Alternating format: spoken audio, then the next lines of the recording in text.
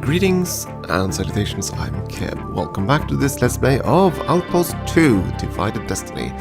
Now, let's go through this. We're just starting the second mission, which means story time, but first mission briefing. Commander, our secret terraforming experiments have produced a deadly side effect. A mutated microbe is spreading through the planet's crust. Our scientists call it the Blight, the plant plague. Yuck. Your computer display has been modified to show its projected growth. We do not yet know how to stop it. Yeah, that's kind of sad. We must establish a temporary colony here. The emergency evacuation has left many of our people exhausted and weak, and our food supplies are diminishing to critical levels. To survive, we need to grow more food and mine ores to produce more metals. Most of our surviving colonists do not yet know what happened, but rumors are circulating. Morale is holding at a steady level, for now. As the Blight continues to spread, we will eventually need to evacuate again. We must build structure kits to be ready when the time comes. In addition, the scientific databases we evacuated from Eden are badly scrambled and must be reconstructed. We have done a new survivability projection of resources for our next evacuation. Check the specific objectives for that list. Move quickly, Commander. The Blight is approaching. And that is one of the most terrifying things you'll hear in this game, on this map. Because once you hear that warning, you're out of time. So there we go, the basic lab. Objectives. Keep at least 20 children alive, 14 workers, 6 scientists, reconstruct all of the databases, have a set of vehicles, have enough evac transports, have enough common metals and food, and have all the structure kits. But look, notice this, in storage. That's the difference, because if you play on the high difficulties, you need to have them in the vehicles, in the convex and construction vehicles. But for now, it's okay to just have them in storage. We need to have them, so we have that to our advantage. And that's the same. That's the thing. On high difficulties, you'll have more of these complex things, and you'll have less time. The Blight will come at you a lot faster. Though everything that happens, I believe, are scripted events. As the game goes on, you'll have a lot of things happening on the main map. But I think all those are scripted. I don't think they're random. I could be wrong there, but just saying. So if you actually want to go and read a guide on this, you can find exactly when something will happen at exactly what part of the map. Which is kind of cheating, but yeah. Yes, but story time. Because now we have Chapter 2, Resettlement. Brook Penati was attracted to power like an iron filing to a lodestone. An uncommitted power attracted him even more. Young as he was an ambitious man, and while the chaos had nearly destroyed Eden, had caused him grief and hardship, it had also created opportunities for him. Before the disaster, he was only a student, working part-time as an engineer's assistant, and third in line for an apprenticeship. Now, with skilled bodies in such short supply, he had a position of authority, a title, operations foreman, necessarily vague to cover the number of job holes he had to help fill, and a small power domain of his own. He enjoyed all of this, but he wasn't satisfied with it. He had seen the shifting of power that had resulted with the emergency relocation of the colony and the death of the council and Chairman Nguyen. There had been a mad scramble to grab the seats of power and re-establish order. Someone else might simply have described it as an attempt to restore organization and prevent panic, but to his eyes it was something else entirely, a game he wanted very badly to play. For now though, he was stuck on the sidelines, more an interested observer than a participant. So it was in watching the struggle for power and authority that his attention was drawn to Axon Moon. Moon was something of a legendary figure, the last of Eden's elders, the last alive to have walked on the soil of old Earth. To some, that made him an almost godlike personage. His opinion sought, his endorsements valued. Certainly he could have had any position of authority he wanted, and yet he remained aloof, both personally and politically. Moon's elder status didn't impress Brook, not for his own sake at least. To him, Moon was just an old man, by Eden standards anyway. He was 45, my goodness. He had those around him cowed. But Brook was fascinated by the power that status represented, and how Moon's aloof nature only added to its authority. He had seen that while titles and authority gave one power, they also came with restrictions and limitations. Whatever power Moon possessed, he wielded it as a free agent, answerable to no one Brook could see. But while he might not be answerable, it was just possible that he might be influenced in some way, perhaps through an exchange of favors. Everyone needed or wanted something in the best of times, and now even more so. If Axe and Moon needed something, Brook was determined to find out about it. Thus he started making an effort to stay close to Moon, which wasn't difficult, considering the horribly crowded conditions of the recently relocated colony. Even the new council members lacked private quarters. Hammocks were slung in workplaces, bedrolls put down end to end along both sides of the few tunnels. Technicians napped in the command center between double shifts. Moon was no exception. His importance granted him an actual bunk in a fairly low-traffic hallway off the Agrodome, but even there he had no privacy to speak of, only a curtain that could be pulled around the bunk. What Brook lacked in importance he made up for in cunning. He began trading small favors for larger ones, a maintenance schedule moved up for someone's convenience, a reallocation of the material resources under his control, trading a shift with a co-worker here, making a timely delivery there. It took time and determination, but Brook soon had his berth relocated to the corridor junction only a few yards from Moon's. In fact, the bed was harder than his old one, and only a little quieter, but it was the location he was interested in. From there, he would be able to determine what Axe and Moon most wanted, and how he would be able to provide it to the Elder. What a little snake this Brook feller. Onwards. He began making observations as soon as he moved to the new location. He set his wrist comp to wake him early, rather than getting up. He remained under his blanket and waited for Moon to emerge. When Moon did, Brook would follow him, discreetly, and only as his own schedule allowed. It took him several days, but something of a routine started to appear. Each morning began with an hour of exercise in the Agrodome, first vigorous calisthenics, some kind of martial art Brook didn't recognize, then jogging around the dome perimeter. If Brook had any illusions that age made the Elder weak, they were dashed. He followed this with a shower. Moon never seemed to lack for ration points of any kind. Then he made his rounds of the colony. The purpose of these rounds wasn't immediately clear. Mostly he just wound his way through the crowded corridors and tunnels, watching everyone, but never making eye contact, rarely talking with anyone.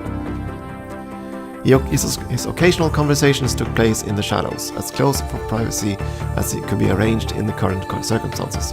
In these conversations, things would occasionally change hands, probably the source of Moon's ration points, and often data slips and key cards were involved. Information was obviously a commodity that Moon valued highly. But Moon generally came away from these meetings looking unsatisfied. Sometimes heated words were exchanged. These occasions made Brook smile. They indicated a need, an unscratched itch that could be exploited. He just had to identify the source of that irritation. Beyond this, Moon kept no regular schedule.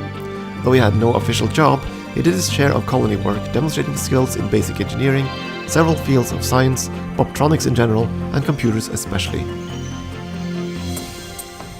It wasn't clear how these work assignments came to him, but Brook noticed that they always allowed him to work alone. This isn't a man who will be easy to get close to. One day, as he sat eating in the hallway outside the operation center, he was surprised to see Moon stroll up, making a conscientious effort not to look conspicuous. Everyone not watching Moon as Brook wouldn't have noticed a thing, but he sauntered up to the closed door into the building, looking at it with a curious longing in his eyes, as though he wanted to step inside and couldn't.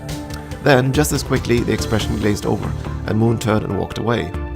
There's something in there he wants badly. I have to find out what it is. He returned to his shift distracted and deep in thought. That evening, he contrived to run into an old-school chum called Della, who was now working in the command center, CC.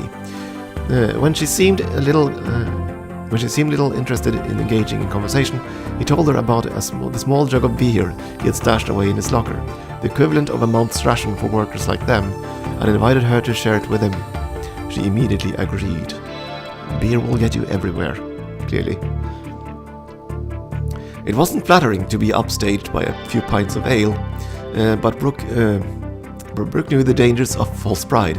He had no interest in this woman beyond information anyway. Brook's work included coordinating building setup with colony operations, and so he had access to the structure factory. He let them in with his key guard and they would wound their way up the narrow stairs and catwalks to a seldom used control balcony. It wasn't a romantic setting, sitting on a salvaged vehicle seat that some workers had dragged up there for their breaks, smelling adhesives and hot metal, listening to the whirring of robots and the crackles of welding in the assembly bay below. Romance wasn't what either of them had in mind though, and it was as private as he could manage. The occasional worker who wandered through paid them little attention, and the noise kept them from being overheard. The view was entertaining as well, as the robots performed their intricate dance among welding sparks and showers of flying plastic chips. Brooke poured most of the beer into 2 large cups and handed one to Della. She sipped it, and after swishing it around for a while, smiled. A guy I know in the agrodome, Jix, makes it from stuff he cleans out of the grain processors after a run. It's not on the ration inventory, and every once in a while he trades some for a favor. It's good. I'm surprised you'd share it. She made eye contact with him, and he caught a flash of suspicion there. I'm not a big drinker, mainly I use it for barter, but I was thinking the other day how few of my old schoolmates were left. The suspicion in her eyes turned immediately to sadness. He'd touched something there. Clearly she remained closer to her classmates than he had, and many of them had been lost in the disaster. I decided it was time to look some of you up and have a chat. From there, she fell naturally into conversation. They talked for hours, long after the beer was gone, about old friends and new, adventures large and small, with Brooke carefully avoiding the one subject he wanted most to talk about. Finally, they came to talking about work, and Brooke saw his opportunity. I saw Elder Moon outside the CC today. Do you see much of him there? Della wrinkled her nose and laughed. Sometimes, quite a bit really. He always has some legitimate business, or a repair to do, or a program to update, or a transmitter to calibrate. But I think he really comes just to have a visit his computer. Computer? His personal savant. All the elders had them from their days on the starship, and they were allowed to keep them out of respect, I guess.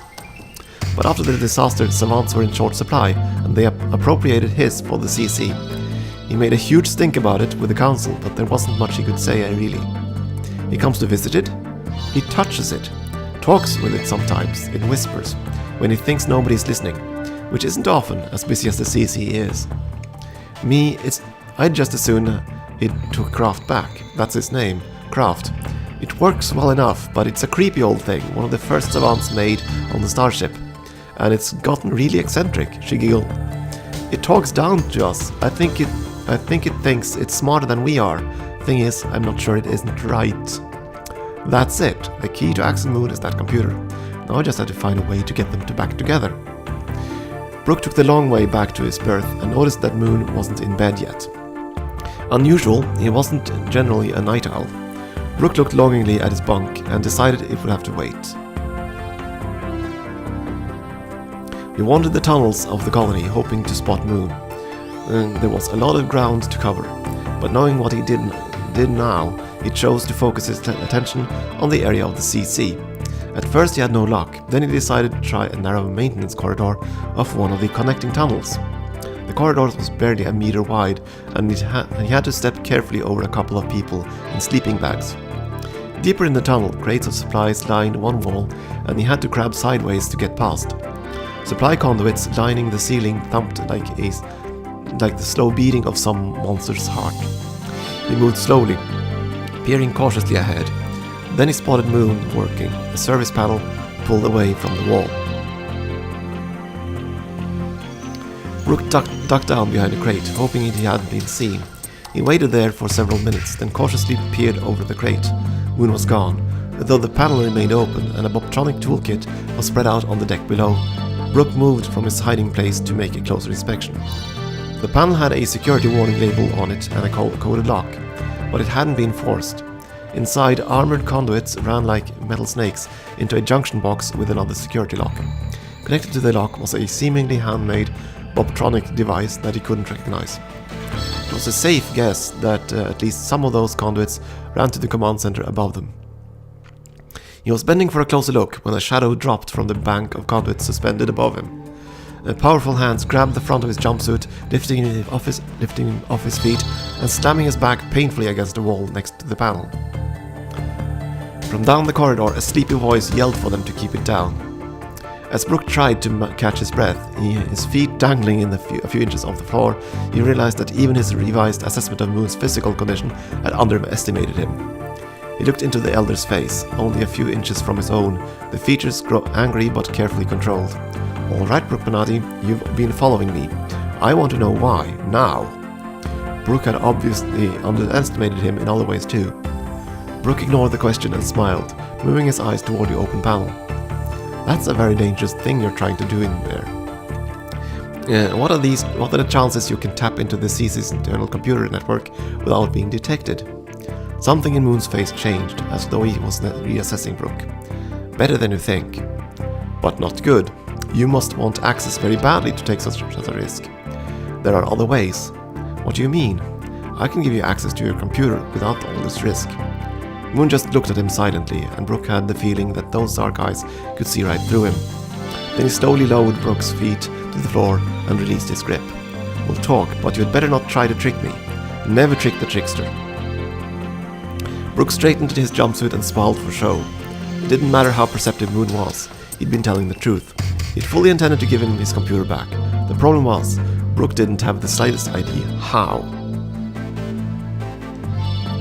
And there we go. Yeah, it doesn't take a while to read through, I'm sorry about that. But you have access to the fast forward buttons. Onwards, mission! Command control initiated. And now things are a bit different. A lot of wheels are already out there, ready to go. But we have, on a few buildings have already been set up. The rest of them have to be established as soon as possible. Also a few ore vehicles. Food storage diminishing. Yeah, food storage is diminishing, I'm sorry. Yeah, we'll fix that. We kind of need farms in order to grow food, you see. And the vehicles there, they are the spares, I think, yeah. Put them down with the rest of the vehicles. Morale is So, what I'm gonna do is as follows. We're gonna build the few structure kits we have. Let's see, where are they? Not you. There's the agridome, get that up and running. The tokamak is already built. mining location survey. Which means we only have the ore melter to go. And I'm building them in a line towards the mine. Because we want the ore melter and the mine to be as close together as possible. Otherwise we'll just have problems. And since we don't have any minerals until, and we can't even unload any minerals until the ore melter is in place, we'll have to do this. This is going to create the shortest distance to the mine we can possibly create. Now, we need to tell our empty trucks to start transporting metal back to the mine as soon as the mine finishes.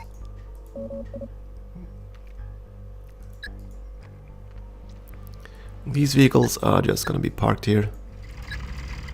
For now, we have metal trucks here. I think we need to unload at least a couple of them.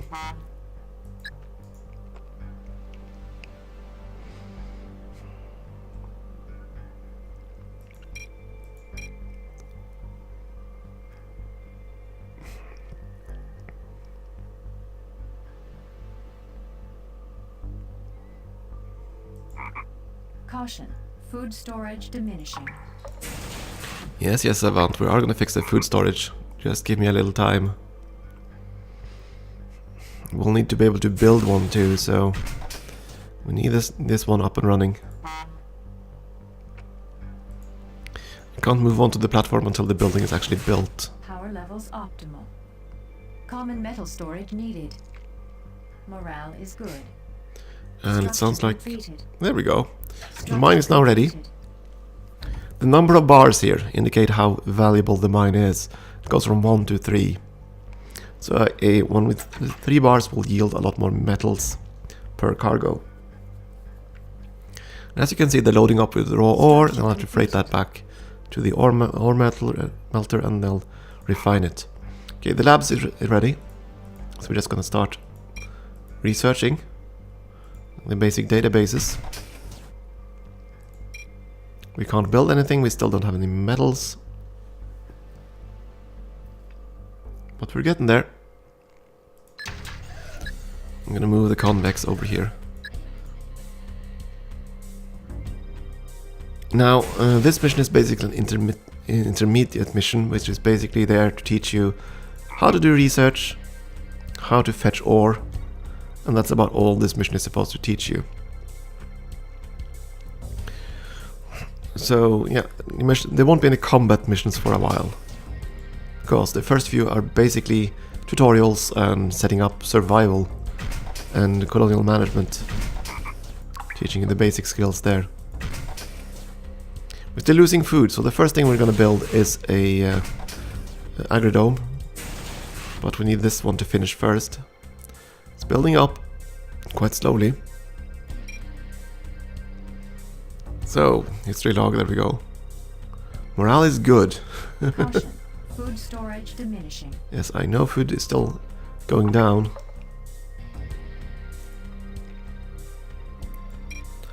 I don't know if I can actually see this. I can see the storage number change, and I can see the production level, but I can't see the consumption level, I think.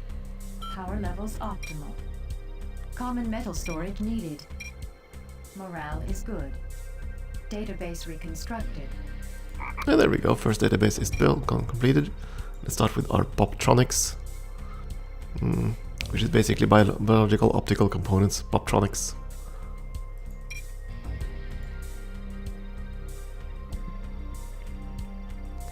So, the challenges on this map is basically getting everything done in time. If you're playing on the hard difficulty, you'll have to time it very, very well indeed, because you'll only just finish before the Blight starts approaching, and I believe on this map it starts down here, I think.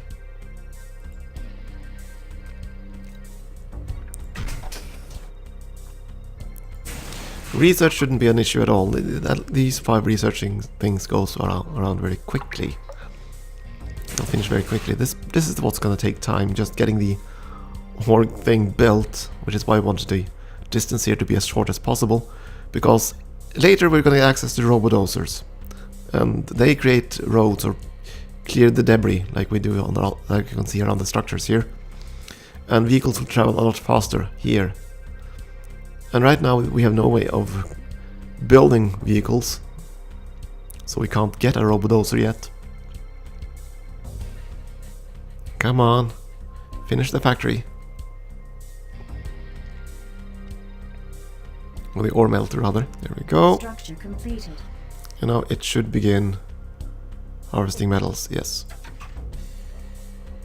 I can move this construction vehicle out of the way. Food storage diminishing. Yes, I know. Now we should have enough minerals. No, not yet. Okay, we started with 500 minerals from the first cart. And that will go down. The mines become gradually less productive.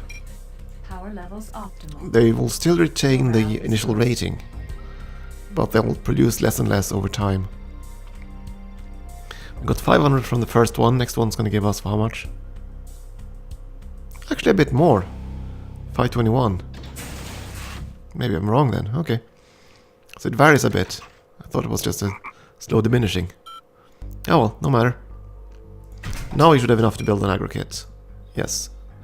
So we're gonna build one of those, because we need at least 2,000 units of food to finish the mission, so I'm gonna get one of those kits.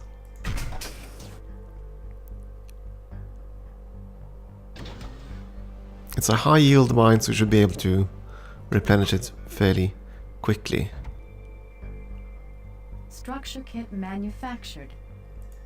Okay, so now we need to load the thing aboard the construction vehicle.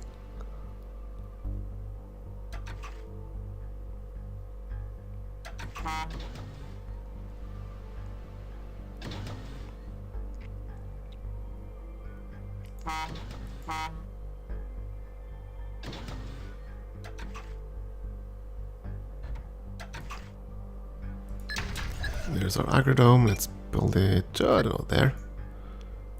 And let's move you in. I need to unload.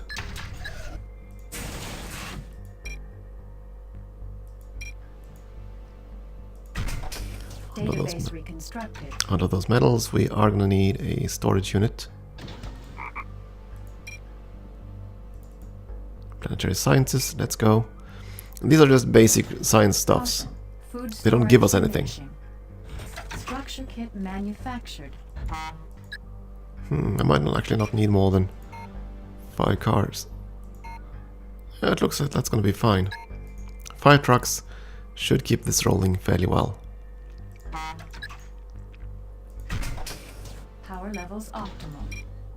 Morale is good. So I basically have to do this, and now we have to start constructing the kits we need.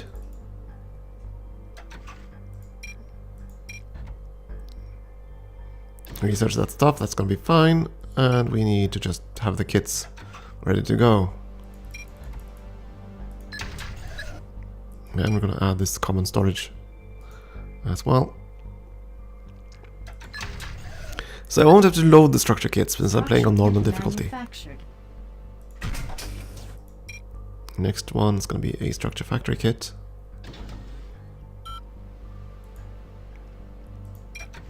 And as you can see from objectives, it's enough to have it in storage. But if you're playing on the high difficulty, I believe you also need to have them loaded in convict vehicles.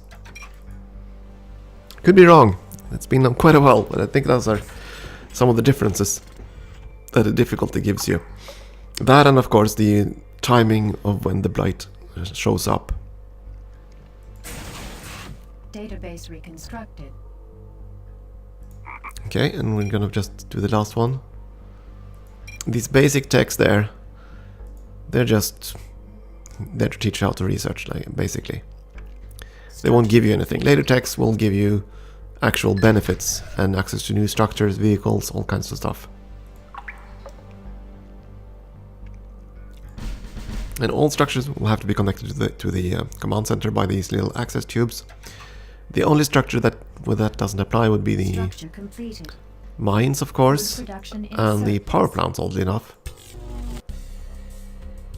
Tokamaks are basically huge nuclear reactors that, well, they deteriorate slowly over time, so they need repairs.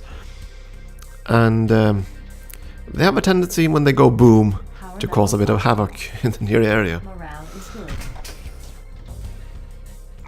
Basically, they throw, if I recall correctly, they throw in big EMP pulse, which will disable vehicles and buildings in a wide area for a certain amount of time. So it can be advantageous to keep those at a bit of a distance.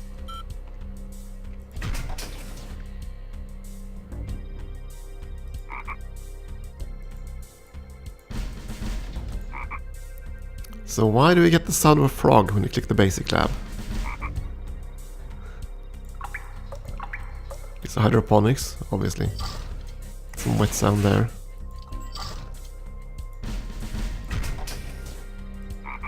Database reconstructed. There we go, and I believe it was the last one, yeah. So as you can see, each building will require a certain amount of power to operate, certain amount of workers, certain amount of scientists, and then you have details on what the structure actually does. And if I recall correctly, scientists that aren't doing sciencey stuff like researching, can be used as workers. But you have to train both workers and scientists out of your students.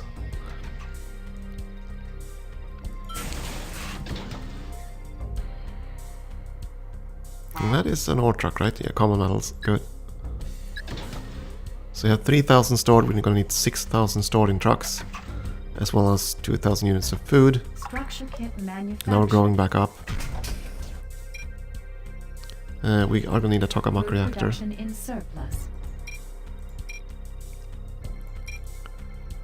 So what's left basically is to have all the structure kits built, and then we need to load up the trucks. Let's see now, has the yield been reduced? 3002. Let's see what this one gives. Power levels optimal. I mean, the first two trucks gave us 500 and 512 each. So what do we get now? I assume that it's going down.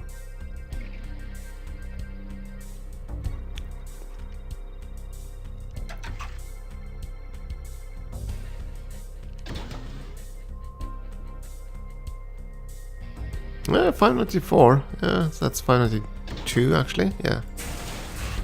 Well, that's not too shabby. Still pretty high yield then. That's good. We need the minerals, metals. Need everything. Again, these first few missions are fairly simple. So, unless you play on hard. I'm just too much of a wuss to play on hard in this game, because on some of the maps it really is incredibly difficult to play on hard. You needed... Do you have a common ore melter yet? No, metal melter and command center.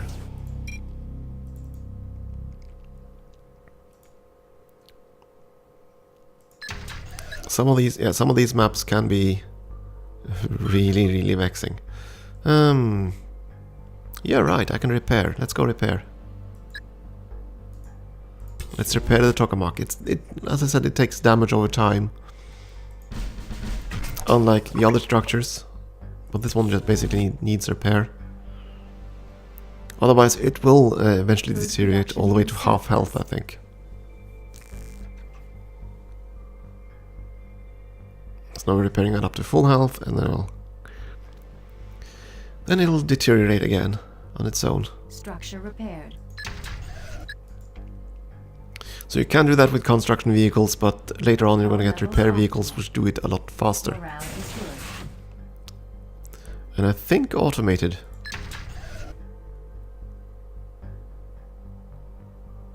Self-destruct. No, I'm not going to do that. We kind of need all our vehicles. So self-destructing is a way to basically lose the game, because on this map we can't build vehicles. So we're going to build this one, and then a command center, and then it's time to load up the trucks. And there's no point in spending extra time on the map, because there's no benefit. As far as I can remember, each map is... Actually, what carries over? I do think that the vehicles you build carry over. I could be wrong there, and it's been quite a few years since I played, so we'll get to that eventually. I don't think we'll notice that until mission 4 or so. Maybe mission 5. It'll be at some point. But I don't think your resource count carries over.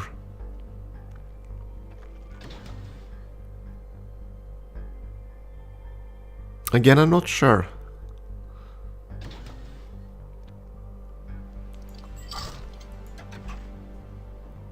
I mean, every single map you basically have relocated your colony because the planet is going to become, well, not a pleasant place to live. Let's put it like that. That's why we're escaping the Blight at the moment. Kit manufactured. Now we need a command center, which is the last structure. Food production in surplus. And food should now grow up again. Yes, good. Otherwise we'd be below at 2,000 food if we did build a second agro. We could of course load up the vehicles too. No harm done in doing that. But we don't have to. It's not part of the objectives. And now, if I recall correctly, these objectives will change over time. So we won't have to constantly basically pre-manufacture the next base. I think that's only in the first few missions. I could be wrong, but we'll find out.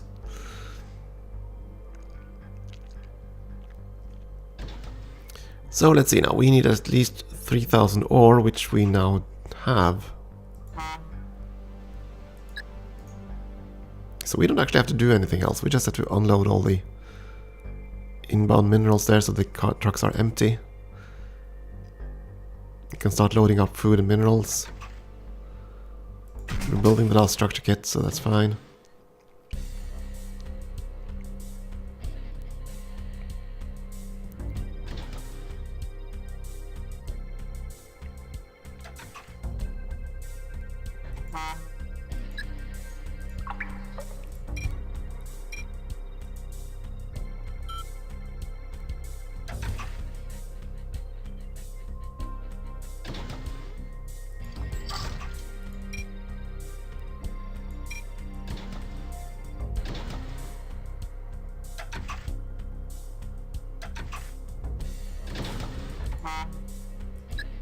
As RTS games go, this is a fairly relaxed one. Oh yeah, there's one other thing you haven't, we don't see on this map. And that's the day-night cycle. Because this game does have a day-night cycle, and it is one of the most irritating things about the game, to be honest. Because that allows the enemy to sneak up on you without actually noticing. And I've had that happen a few times before. It wasn't pleasant. It wasn't pleasant to suddenly be surprised by, like, a small army of tanks rolling in on your undefended flank under the cover of darkness. Morale is good.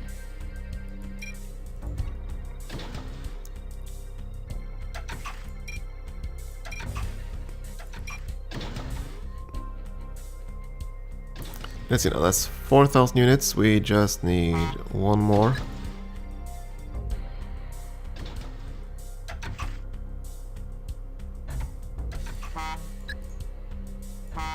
So I'm just going to move it down to the storage unit. I basically built those so that I would be able to load up faster.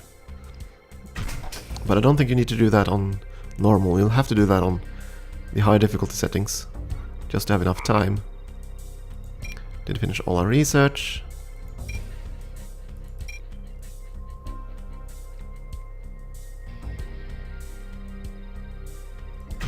The Blight is approaching. Oh, there we go. Structure kit manufactured. The Blight is approaching. Well, that was a lot sooner than I thought, but okay. And on marker 150, 149, yeah. Time marker 149, the Blight starts approaching. And as you can see, it spreads out here. Anything it touches dies, so...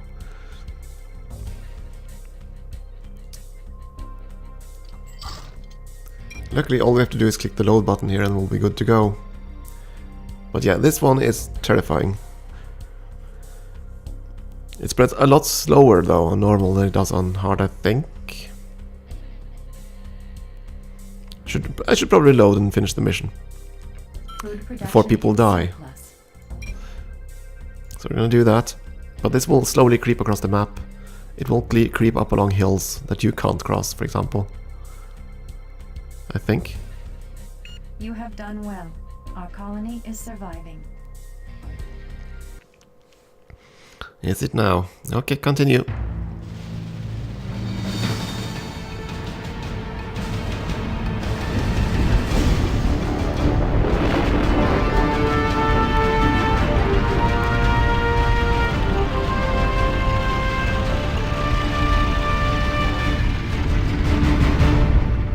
Yeah, it's the same animation.